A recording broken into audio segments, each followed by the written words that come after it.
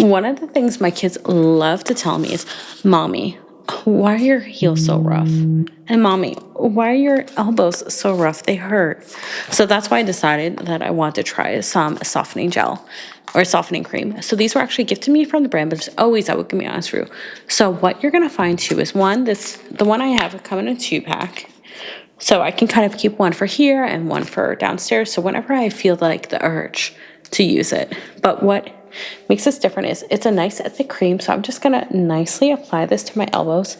And what this is gonna do is this has crushed allspice berry, which is gonna relieve that persistent dry skin, cracked or red skin.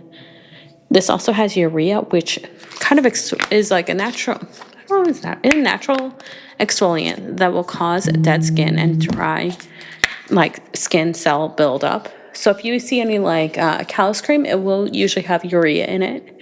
Like you can buy like straight up urea cream, like 15%. I think my husband has used too, but that's way strong. And usually too, in these kind of formulations, you'll find it's better to have it kind of mixed with other things. It says papain, which is a proteolytic enzyme from papaya that breaks down, loosens thick and rough skin.